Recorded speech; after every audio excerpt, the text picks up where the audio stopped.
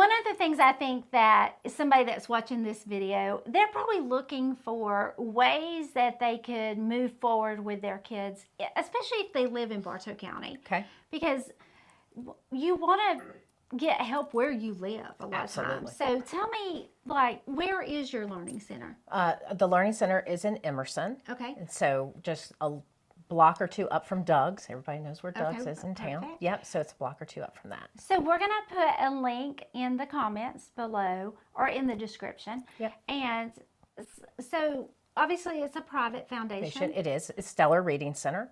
And we offer tutoring for children and adults with dyslexia.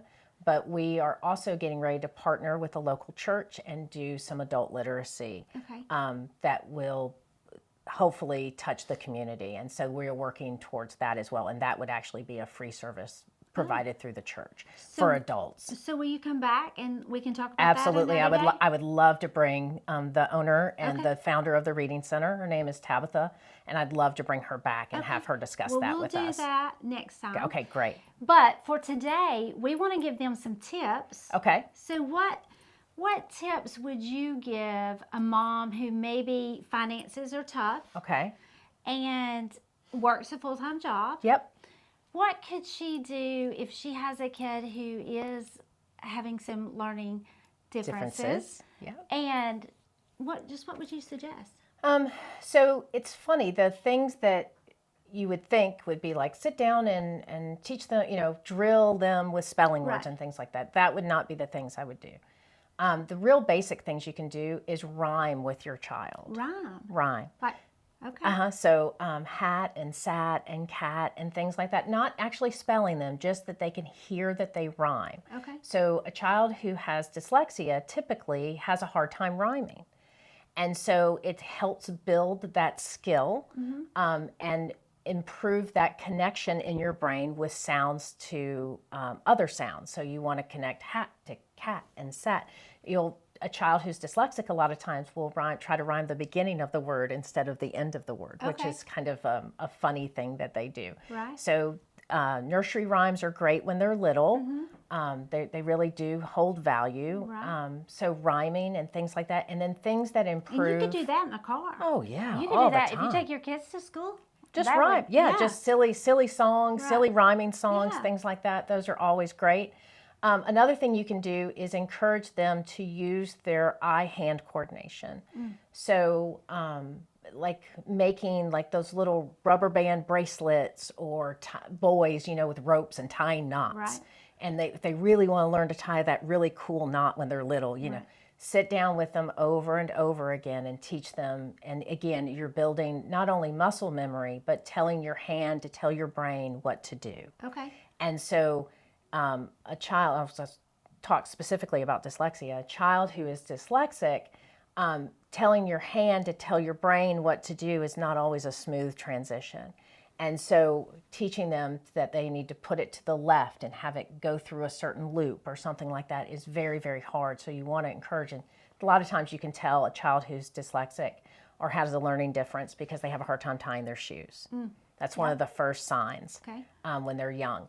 And so improving that skill for them and having them do games and toys and things where they're having to use their hands to tell their, to tell their brain, to tell their hand what to do. I think I just messed that up, but that kind of thing. Right. So those things would be a huge, huge help. Well, and at our house, one of the things I did, because like I said, we had, one of our daughters had a learning difference, and it wasn't dyslexia, but some of the symptoms are the same.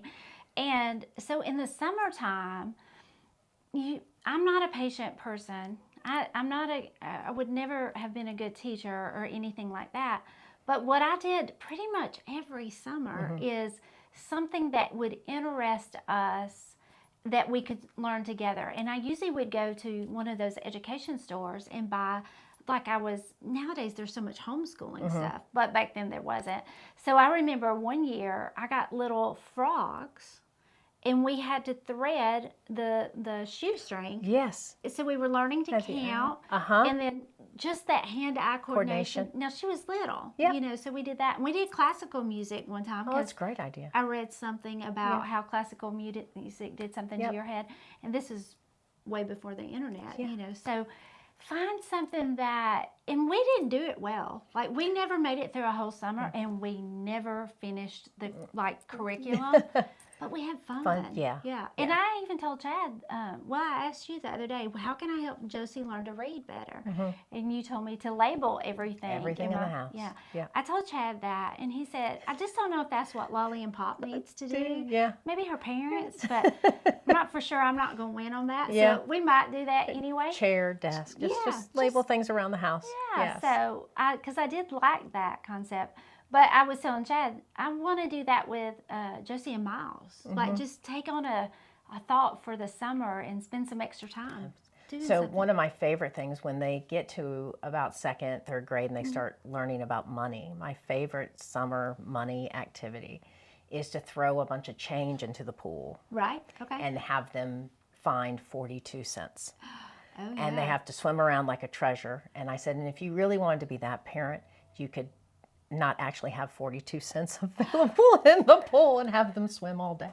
So I would never do that. I'm not advocating for that. However, you can do that, like throw a couple of quarters and pennies and stuff and have them make change. Right. And they love to, you know, treasure hunt and deal with those things. And then if they were, you know, giving you a hard time, maybe you say, you know, find 57 cents and there's no option in the pool for 57 cents. Yeah. But it'll keep them busy for a while. Well, and my girls, because I always tell y'all, like, money was always an issue at our house. We were always we just struggled financially for many years. And so I would take our grocery money in the summertime and I would give each kid $25.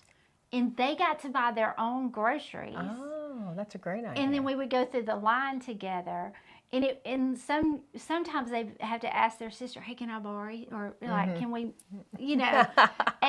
But it really good negotiation skills. Yeah, I mean, it taught them how to add. And they would crack me up because that was their snacks and a lot of times their breakfast that they were going to do. And they would make poor choices sometimes, you know, and then they had to eat like just whatever was available. So it was fun. So that's great. That's a great idea. Teach them to shop. That's right. Use money. $25, they're not going to get much nowadays. No, but back then they could. Yeah. So. All right. So next month? Yes, next month. All right. Tabitha and I will be back. All right. And if you have questions that you want them to answer, by all means, if you will either email me, my email will be down here below, or if it's something you want to post in the comments, we'll be happy to put those together and get their advice. Great.